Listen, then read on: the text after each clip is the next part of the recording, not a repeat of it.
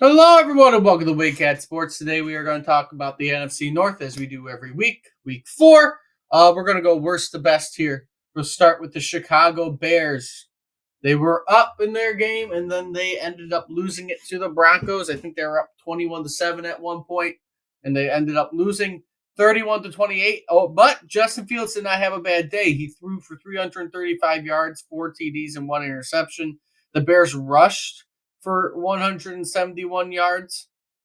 They did not have a bad day. Their defense just blew it, and they ended up losing. Yeah, and I was way off with the Bears. I really thought they were going to take a positive step forward this year. They made, the acquisitions they made. I they're awful. They're going to be lucky to win a game. They have Carolina, I believe, left on their schedule, so that might be one chance for them to pull off a victory. I just can't see them beating anybody. And I mean, they were the number one pick this year. They gave it up. They got 1 and 2 currently, with Carolina being the worst team next to them. They have first and second pick next year. And they should not trade any of them away. Unless, like I said, it's a major deal. Maybe they can. I mean, I don't know anymore. I was surprised. I really thought they would be middle of the pack, 8-9 wins. I thought Justin Fields would make a big, giant leap forward, but that seems to be a total organizational problem, as well as players. I just don't get it. Bear fans should be really, really, really upset with all that money to spend, and you're going to be worse than you were last year. Yeah, I don't see any way they're going to win that many more games this year. They might get 3, and that's about it. Who are they going to beat? Carolina. Well, we don't want to get too off topic, but they have a chance probably against Carolina. I would say they could beat Minnesota, who's playing equally as bad. I can't see that. I don't. Minnesota is not nowhere near that bad. Depending on what happens with Atlanta, maybe Atlanta and Arizona. So they do have chances this year overall to win some games, but they're not going to win much. They're going to be the bottom feeder of this division. Their defense yesterday only got a sack and didn't even get an interception, I don't think. Against an awful, awful Denver team. Oh, they are in for some rough times in Chicago if this continues. And I do not think it's Justin Fields' fault whatsoever. It is coaching. I don't think so either. Yeah, it's that. And I think it's, the GM, the people they're acquiring. I mean, you have all that money to spend. You cannot miss. You should be able to turn your team around. And, I mean, look what the Lions have done in 3 years. They've turned this team around into a division winner. Now, yeah, our division sucks. That's a big part of it. But at the same time, we're a playoff team, I believe. Everyone else believes too. And that took 3 years. We were ground zero basically too. And if they got the money and the picks next year, this can be a quick turnaround if you get the right people. But we've seen it here for the first time. Well, we won't get off topic, but that's an entire organizational thing. Yeah. Now, moving on to Minnesota, right? They ended up almost losing to Carolina. They didn't end up losing. They were down for the most part. They ended up winning 21-13 over Carolina, getting their first win of the season. Kirk Cousins actually did not have that great of a day compared to his other days that he's had this year. He was 12 for 19, 139 yards, 2 TDs, and 2 interceptions. They did have a rushing attack, though, against Carolina. They ran for 135 yards. So they didn't have the greatest game offensively like they usually did. I think their defense is what saved them this time against Carolina. But they also are not looking like a team that's going to be any kind of threat in the NFC North. At this point, I have to agree with you, and I was surprised at them too. I really thought, they were still going to stick around and be a thorn in our side for a little bit, at least somewhat of one. I did not expect them to be, 1-3, and possibly could have been 0-4 against a very bad Carolina team. They probably should have been if it wasn't for their defense that saved them. Right. And so that kind of shows you that, if the Lions are what they are, they should probably go undefeated in our division, and I didn't think that was going to be the case. But as I see it now, I mean, really, we should beat these guys. Yeah, they didn't play the best. They were the team that most people thought were going to be the team to be competitive with the Lions in the division, and they Yeah, ended I up did. starting this year looking like no, they're not. I mean, things can change. It's only been 4 games. Things can change. Again, Somebody yes, can get hot. yes. It can very much look different Well, I in the mean, next 4 games. But it's as just it stands right now, it is Detroit and Green Bay. it's just surprising because they put up such a good fight against decent teams over the first 3 games.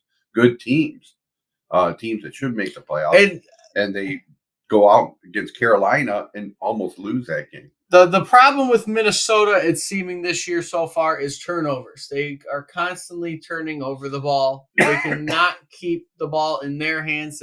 Kirk Cousins is throwing interceptions. They're fumbling. Right. There's always something happening to hurt Minnesota and not have them win the game. And we've seen that. That's a killer. That's a killer. Not to win those. You got to win those turnover battles. The Lions have been kind of lucky in that regard, but Minnesota hasn't been. Last year they were. So that's part of the game. Yeah, a big part. So moving on to the big game of the week, Thursday night.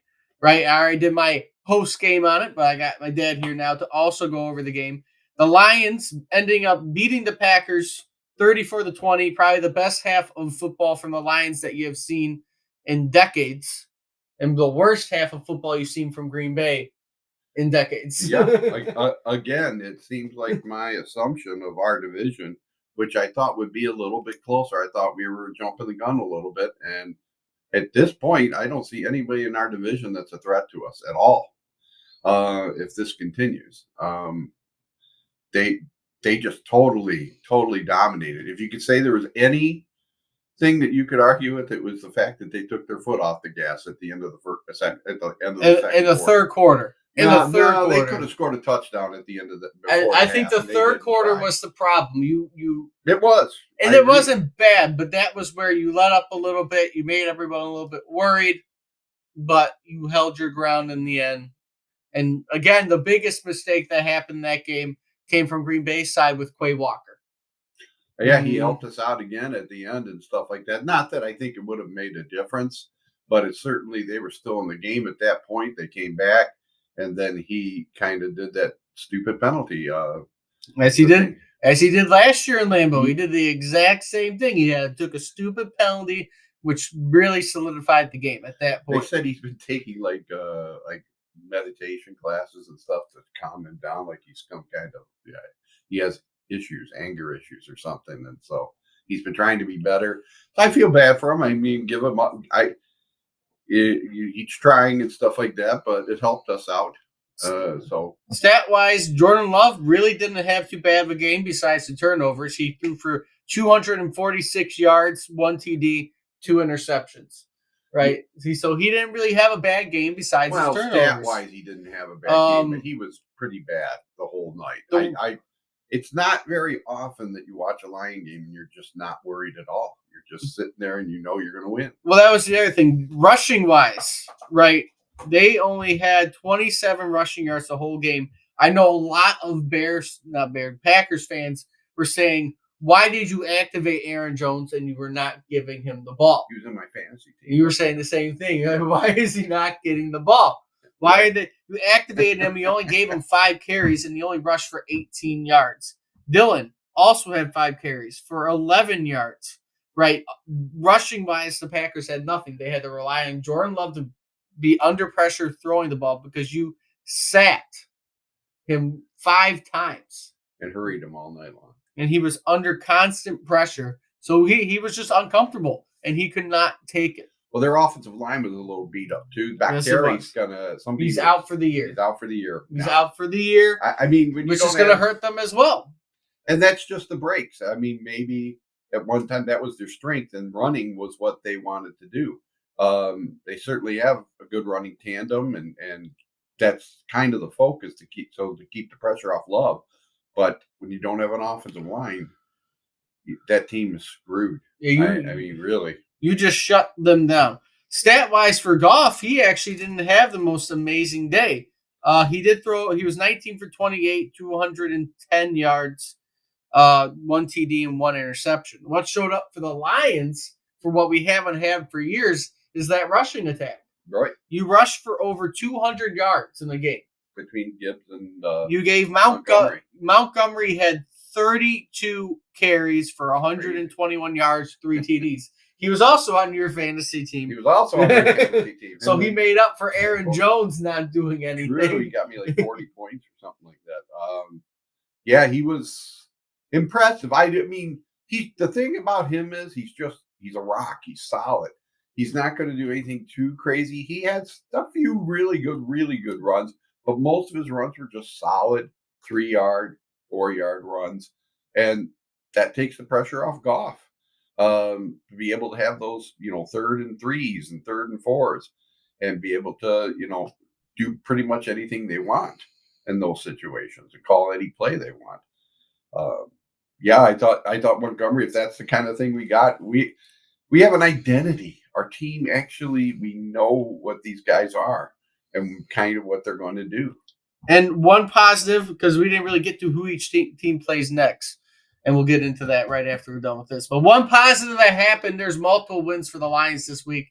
The next day, Jameson Williams gets reinstated. And now you have your full offense there. Right. Besides a couple offensive linemen hurt. But your full weapons are all there now. Right. For you to play with and mess with. I was a little kind of like, at first when I heard it, I was going, because the other guys have been doing so well. Laporta, Raymond, of course, Brown, and Reynolds, they've all been so good.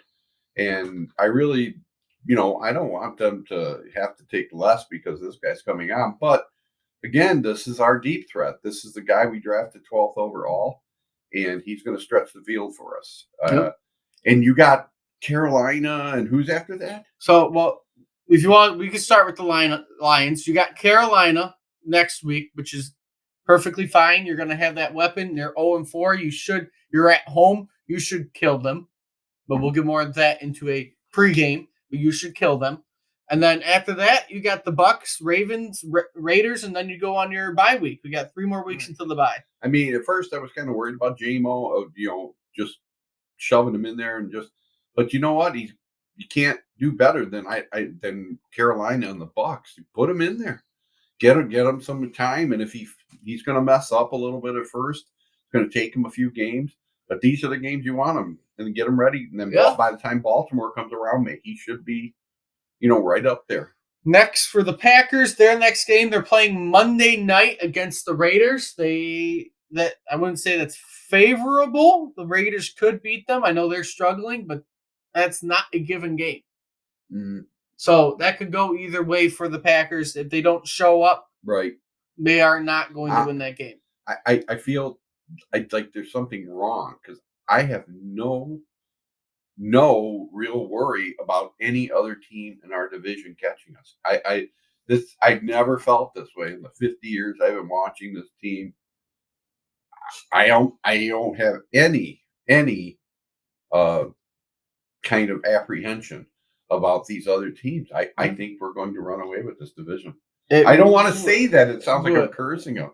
With how it looks, it's not surprising, though, because next game for Minnesota, Kansas City Chiefs at home. Boom! 1-4 right there, buddy. So even though Minnesota's at home, they are not going to win that game. That's right. The Swift effect. Swifties will be out in force to watch this game and nauseate us some more. And then, but yeah, there's no way if the Vikings need to start winning if they're going to catch up. And same thing with the Bears. The Bears aren't going to catch up. We can give up on the Bears. But if you want to give them a chance, they also got to win. The Bears are going to end up playing the Commanders, which is at Washington. Washington played a hell of a game over the weekend against Philadelphia. I watched that at a bar, and I thought Washington and Howell was their quarterback. Is that Sam Howell? He was looking. I mean, they look like a tough team. Yeah. So the Bears and they're killed. And really, there's not much. It's a short week for them. They're playing on Thursday night, so you can watch the Bears get beat on Thursday night, and then you can go watch the Packers get beat on Monday night. Well, the Packers are then- the only team I see out of those three that have a chance to win. Minnesota's going to get killed, and so's the Bears. Then who knows? But it was a good week overall for Lions fans in the division. Watching everything that happened, you can feel a little bit better about what's going on. I think a lot better. I like I said, I've watched this team since 1970, and I've never felt this confident. Like it's not even going to be much that we're going to enjoy this, unless the only thing that could derail this is some major injuries. Yeah, and I hope to God that doesn't happen. But with that being said, right, if you like what you see, like, comment, subscribe, share the video. And until next time, hope to see everybody soon.